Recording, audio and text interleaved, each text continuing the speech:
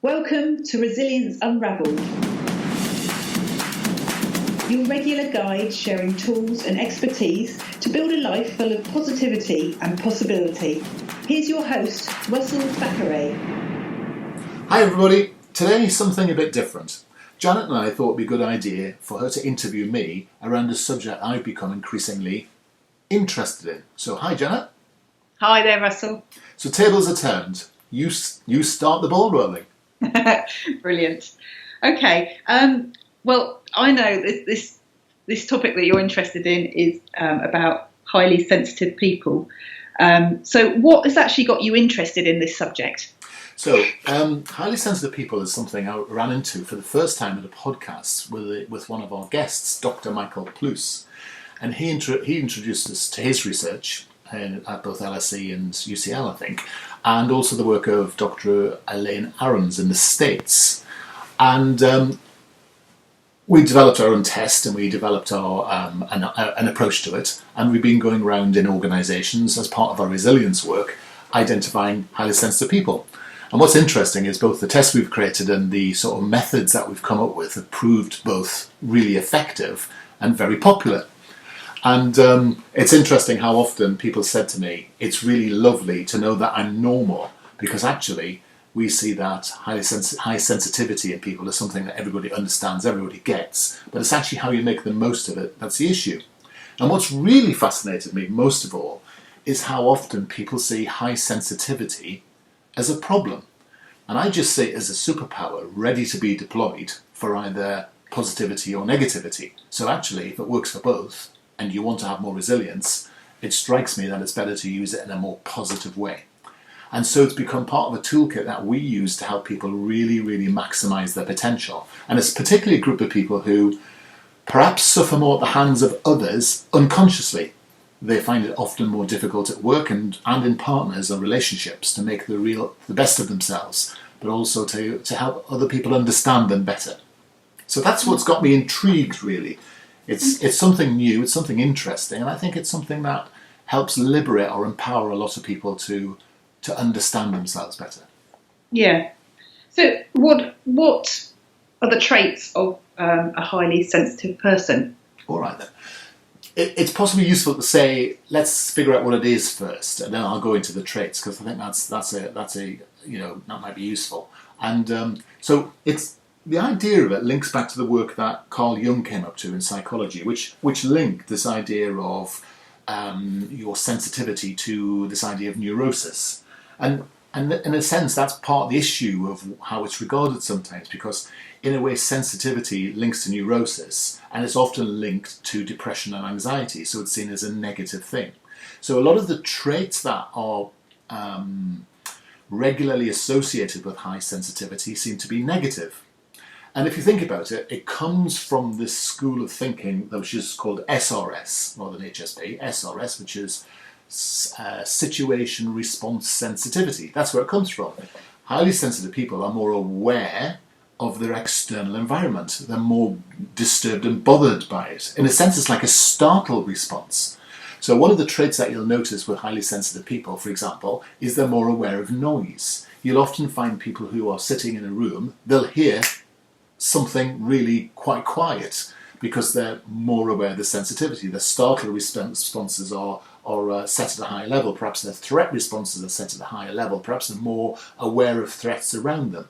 So they can be slightly more ready to be startled, to be distracted and such like, because they're more aware of their surroundings. They're also more aware of the people around them as well. So they're highly tuned in to the sort of moods and reactions and states that other people exhibit. So if someone's having a row on the other side of an office, the sensitive person will immediately notice it, and it will trigger potentially an emotional response. So in other words, the threat response is stimulated. And last but perhaps most importantly, HSPs or SRS people are more aware of themselves as well. So they listen more to what they say, they listen more to what they feel. And the thing is, because they tend to perhaps are more conditioned around thinking and noticing the threat, they often become more anxious. And so what happens is they reinforce that anxiety. So what you'll have is often the traditional way of spotting a highly sensitive person is they're much more sensitive. They're much more likely to be high maintenance, for example, at work. They're much more likely to be, more likely to be crying because they feel and notice their own emotions. They've often at work been told to toughen up a bit. Oh, for goodness sake, will you pull yourself together and stop being so distracted? Because actually they're more aware of a sensitive noise, for example. And, what will often happen is someone else has a row, they get affected. They might even join in. They might be actually, hiding away, physically removing themselves because they don't like too much external sensory experience. They will almost universally not like conflict as a starting point because in a sense, what they do is they pick up overtones of conflict, whereas another person would say normal conflict has been okay. The highly sensitive person will read their conflicts and without the skill set, will feel that conflict more tangibly themselves in the form of a threat. So they often find it's this sensitivity is an issue because of the need to be pleasing other people. So you'll often find that they really agonise over decisions because they don't know what they want, but they know they don't want to disappoint another person because that might be threatening. So again, you can see how all this negative connotation can be linked with HSP. And my point is, it's not HSP; it's the HSP using their superpower or this searchlight ability to sort of notice what's going on around them. So they have a sort of depth of processing. They are sensitive to overstimulation. They respond more to emotional reactivity and just general other sensitive stimuli that comes in from themselves and other people. They're often really people pleasing. They're often very, very sensitive to criticism, and someone who who will read criticism into the most casual comment. They'll see it perhaps as a sort of something to get bent out of shape about. And again, that can all be solved because actually part of our resilience toolkit helps anyone, deal with their own thinking sort of traps or thinking errors. But sensitive people need it more. They often want to be on their own, and they're often very good in terms of being analytical people because actually they're very good at delving into data because there is no stimulation involved with it. So, that's really quite interesting because actually that's an interesting trait and opportunity for people. They're very good at noticing small details, and if you come in with a slightly scuffed shoe, it'll be the HSP who'll spot it. If you come in and you're just a bit down today or a bit less bouncy than normal, the HSP will spot it. You'll often find that they don't like being watched. Particularly at work, if you're doing some sort of observation, there's no doubt that an HSP will notice. And actually, if they don't eat, if they don't look after themselves, they're very conscious of their own bodies because they're more sensitive about their own physical sense. They actually find that link between what they're eating and how they are generally, in terms of general well-being, affects them. So they find that more difficult to deal with. And literally, one of the biggest problems in a team setting and an emotional setting, if you've got a relationship with one of these people, is they retreat, they disappear. They can often be found hiding in a corner when things get tough, when things get difficult, or when there's big problems. And these are all the negative connotations. Now, I would contend, and I hope you're going to ask me next, well, what's good about it? What's good about being a highly sensitive person? Yeah, I'm not sure it sounds good at the moment. Yeah, and I'm glad you say that because this is the sort of standard definition about high sensitivity. But if you think about it, what you've got is someone who's very aware of themselves. So they've got very high self-awareness. Now, we know in emotional intelligence that high sense of self-awareness can lead to strong self-worth, can really lead to really good opportunities for good self-management. So the thing a highly sensitive person needs to know is how to do that piece of work. Because high sensitivity picks up whether they're going to be positive or not positive. So actually, the more positive you are, the more sensitivity will help you increase that. It's like a multiplication effect. And you think about it, there are people who notice other people. There are people who are around and care for other people. And they're stimulated by other people. So you'll often find them working in our sort of world. They'll be around people because they could build real fast empathy with people. They can really get to grips with them. They're often brilliant in customer service roles because they seem to know exactly what the customer means immediately. And because we only ever paint HSP as a negative thing, we forget that HSP is a feature of people who are really good with people, really build strong, quick relationships with people. They often are very good at avoiding conflict, so they're very good at being good in a team because they can smooth conflict out because they don't want it, so they're good at managing it. And as an operational manager, they often want a very calm, measured, sensible, professional environment because actually that moves away the conflict. So having an HSP as a boss is great because they're going to notice what you're like, they're going to be caring about how you are, and they're going to be creating a culture where actually the minimization of sort of negative behaviours or sort of aggressive, bullying, harassing behaviours are not going to be in evidence. So they can make good managers. They're often really, really moved by the arts, so they're actually really lovely to talk to because they care about stuff, because they feel it. They'll often cry really easily. I mean, that can be seen as a negative thing, but actually that's a really positive thing as well, isn't it? To be able to express your emotions is a really positive thing. They get overwhelmed when they get a lot to do, which is great. So, when they do one or two things well, they do it brilliantly because they deeply care about what they do. They want to please others. So actually, if they organise themselves, they can do well. And in a team setting, I like to call them cultural canaries because they're really good at spotting when things are going to miss. As a manager, if you've got an HSP in your team and you can create an environment where perhaps there's less stimulation than usual, so a bit less noise perhaps, or a bit less chaos, or a bit less leaping about and banter and such less, a bit less of that, the highly sensitive person will be able to use their sensitivity to spot perhaps someone being a bit down, someone being a bit fed up that day, someone whose behaviours are sort of deviating away from the norm. And that's important because we need to make the best of everybody in teams. And it's sometimes people who are less sensitive, who are all over the place, and then can become really stressed because they don't have mechanisms to use it, that person's distress can be spotted by the highly sensitive person when it's not being spotted by the person themselves. And so, really having a highly sensitive person in your team is really good news. Now, HSP is often linked to being an introvert, but there are extrovert HSPs as well. Imagine someone who's highly sensitive and go in a room and do a presentation to 200 people and really empathise with that audience very, very fast and be able to structure and communicate messages really, really quickly with people and become across to be interesting and enthusiastic and passionate and appeal to that many people. That's an extrovert HSP, and they exist. And HSPs are often seen as only being women. Well, men can be highly sensitive as well. And so what you get are these people who suddenly become really interesting. They can be creative, they can be dynamic, they can have all those things. They can be as positive, they can be up as everybody else, they can be listening to other people, they can be great managers, they can be fantastic wherever personal issues are concerned. They make great mediators, they're great. So, isn't it good news? It's a thing to celebrate, it's a superpower. And what we have to recognise is that human traits can make us depressed or anxious.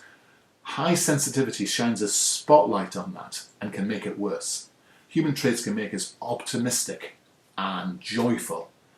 High sensitivity can shine a spotlight on that. So we have to pull high sensitivity away from the underlying problem, fix the underlying problem, and use the sensitivity for people to really begin to thrive.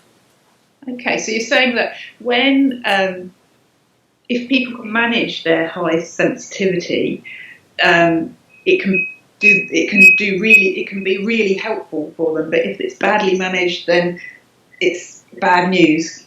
Yeah, and there's two different things here.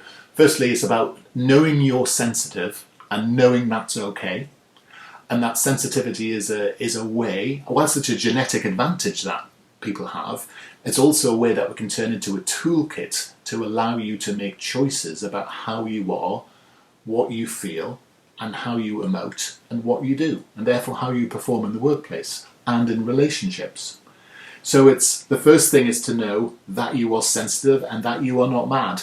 because you're not. It is actually an evolutionary advantage to be sensitive. What we've done culturally is create a negative connotation around it. Yeah, okay. So how many people have HSP? I don't think people have it, but it's interesting. No, it's a really interesting question you've asked there, because I don't think anybody really knows. And like everything, it's a bit of a continuum, because actually, well, on our testing, we've discovered people who are introverted often have some of the traits of HSP, but people who are HSP have it all, if you see what I mean. Yeah. So we don't know how many, but I tend to find that it's about 10% of the population in training courses. I don't know whether that's statistically sound. It'd be interesting for us to look back at the work of Elaine and Michael Plus to see how many they think there are. I think they would look at the general market, the general world as being slightly bigger than that. But I'm just looking at the sort of data that we pulled out from training courses. Interestingly, some organisations we work in, that average is much, much higher. And we work in one organisation where I think something around 40 to 50% of the people we've had through our courses have had high sensitivity. And that might be telling you something about the culture, that either highly sensitive people feel more comfortable there, they feel more nurtured there, the environment is better for them there, or highly sensitive people are recruiting other highly sensitive people.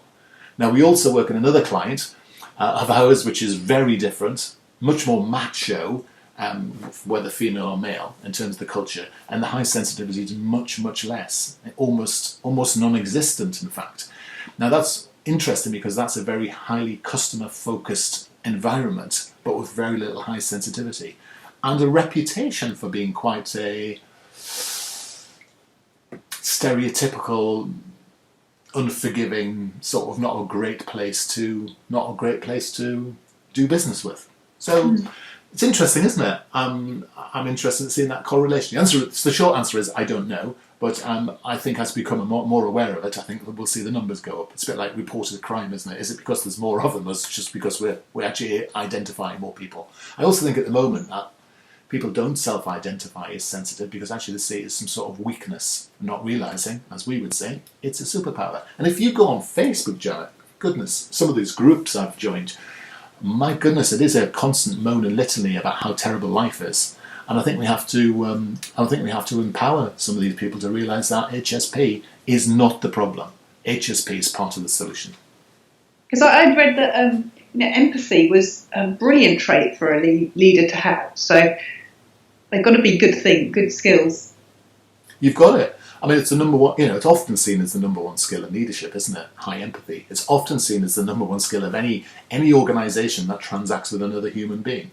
It's often seen as really important in marketing and communications because actually, that's what it's all about. I mean, empathy is not so useful if you're putting together a set of management accounts, but highly sensitive people can be good at that because they're often analytical because they work in environments which have low stimulation. So they're built up like an analytical toolkit. So you find them in both environments. You find highly sensitive people who want to avoid stimulation, working in areas and jobs which are quiet, and you have highly sensitive people who like the stimulation and that fires them up working in those sorts of environments. The issue is that those people who are more positive and bouncy and such like don't seem to attribute their positivity and bounciness to sensitivity. What we do is only the negative people seem to attribute, and that's why high sensitivities get a bit of a poor rap. But you're right, empathy is one of the key things. It's almost one of the key byproducts of sensitivity, and that's just going to be great for today's world. Yeah. So how can we support or cope with HSP? Right. Well, the first thing is if you're in a relationship with someone who's highly sensitive, you know it already. So stop telling them, because they know it already, and stop telling them they're mad, and stop telling them to worry, because they're going to, potentially. Because if they're a worrier, the high sensitivity will give them more to worry about. So what you have to do is, wherever you're with a high sensitive person, is firstly figure out with them whether they're the sort of person that likes a lot of stimulation or not a lot of stimulation. So you and I know that when I like to work on something that's very quiet, I go somewhere very noisy to do that work. And I know you find that mad, don't you? Yeah, I do. Yeah. But because I like the stimulation that comes from having the energy of a lot of people around me, and it allows me to focus. because I'm quite good at screening that out, but like feeding on other people's energy. So it's just recognizing that the high sensitive person sometimes needs a slightly different environment to other people. Now, we had bumped into someone in our time, and a client of ours who couldn't stand the sound of someone chewing around them. And so people, because they didn't understand it, spent a lot of time chewing around that person, almost to wind them up. Well, actually, surprise, surprise, there was often much bending out of shape, then much conflict, with the net result that this person was actually this HSP was very miserable. And so we have to realise that people who are highly sensitive need a little bit more slack cut in terms of the environment. It needs to be sometimes quieter. And also we realise that they don't like conflict so much. So we've got two ways of dealing with that. We never have conflict, or we teach them how to be better with conflict. So a lot of the problems that come for HSP is we need to give them the skills for them to be able to become better at managing themselves. They don't have an issue or a condition. There's nothing the matter with them. This is an advantage. What they have to do is learn the skills to become better at managing and using that advantage for the benefit of themselves and their organisation. And it starts with saying, you're not mad. This sensitivity thing is good. Cut your partner some slack, cut your team some slack, and have a think of what's good for them as well as for you. And of course, if you're less sensitive, you just think they're being a right old drama queen and a right old fusspot and all that sort of stuff. But genuinely, they are more sensitive and they need you to understand. Now, it's interesting, Janet, isn't it? How many times have you seen in your life a very sensitive person, often female, because let's do the stereotypes, with a highly unsensitive man? Yeah. And we see lots of that, and I meet lots of them and talk to them when I'm coaching them, and what you'll see is, I've got this man who doesn't understand me, and the man will say, I've got this woman who drives me nuts. And once you actually introduce them to this sort of say, right, I've got it. Okay, now I understand. All the normal techniques in terms of building a great relationship come to bear, but suddenly everybody's happier. So the first stage is awareness. The second stage is the skill building. If the issue for the person you have in your team or in your relationship is like conflict, they need to learn the skills of managing and dealing with conflict and practicing it. So it's like everything in life. You need to face your fears and have a go at them. But you can only face your fears if you've got some skill to help you. And often in our coaching, it's literally liberating people by saying, you're not mad, this is your issue, this is what you have told me your issue is, let me unpack the skill set behind it. And what you'll find is these people can learn really, really quickly, A, because they're motivated to, but B, because actually they can turn their sensitivity onto the subject and ingrain and absorb learning more quickly. I mean, that's a superpower. Yeah, that's got to be great for performance, isn't it? So too right. Yeah. Okay. So what sort of tools and strategies are particularly useful for HSP? Well, one of the risks for HSP is that they can be less resilient. Because if you think about our resilience model around ropes, being about self-management and self-awareness, sort of regulation, optimism, purpose, energy and stamina, all those things which are negative, often more negative for highly sensitive people. So learning the resilience toolkit is a real shortcut for people. So learning about emotions and how to use and manage them, managing anxiety, for example, learning how to use your physiology to manage the negative effects of cortisol and therefore stress reduction, working with other people to bring strong and sensible relationships together, again, sits there. Looking at your thinking errors and thinking traps and managing your optimism is a real point of that. And you often find that, actually, funny enough, a lot of highly sensitive people are already quite stoical and got good stamina. They're actually quite good at weathering the storms around them, as long as they don't get pulled out of shape. So allowing them to understand that a strategy, whatever strategy for them works in the workplace is the key. Now, I would say that the resilience toolkit would help these people, but actually, genuinely, it really does, because it's broad enough to work with most of the issues that highly sensitive people identify with, and most of the opportunities to really help them thrive. That's brilliant. Okay, so what are you working on to support this group of people? Well, firstly, I think it wouldn't be a surprise to say that I was, and people laugh when I say this, but I actually have quite an HSP score myself, so a high score. So I know everyone laughs when I say that, but it's probably true. I mean, a background as a musician, there's a starting point, isn't it? And, all that sort of stuff. And so the first thing is I'm really passionate about the community. I'm really passionate about saying, well, actually, let's liberate this community. So in all of our work now, we're identifying people who are highly sensitive. We're going to put some specific online material together for them. We might even create a website for them. Who knows? We do a lot of coaching work, and that people like to be coached and actually have some time spent either on their own or in a corporate setting with a team which may need to be more sensitive or need to deal with more sensitivity. Then we're working with those people. And we're also considering, if we get enough sort of positive feedback about this, putting together a sort of HSP weekend somewhere. We're thinking of taking a group of people away and really making it interesting and helping them identify what type of sensitivity they have, whether it's sensitivity around themselves, around other people, or the environment in which they find themselves. I think because we have a corporate background, this is going to be very, very pragmatic and sensible. I know some of these, going away for weekends involve a lot of chanting and, running naked through the forest, but there's not going to be any of that going on, I can tell you. So I think something more like a conference or more like an exercise-based thing where people can get together and meet other people and, perhaps learn some good yoga techniques, just as a starting point of this sort of exercise base, really based on thorough stuff, I think would be quite useful for people. But as you can hear, I know we're putting this idea together and talking to a number of people about other interests and such like. But I'm hoping we can do something around Q1 next year, in 2018, around that, and get that publicised and such like. So if there's anybody out there who's interested, do let us know and see what you think. Probably start in the UK, but who knows, we may spread in other places as well. We've got a nice warm location in the south of Spain, and I need no encouragement to head over to our American cousins to do some work over there. Excellent. Oh, that's brilliant. Thanks for that. That's really interesting. I didn't know a huge amount about HSP, so that's brilliant. No worries. Remember, you're not mad.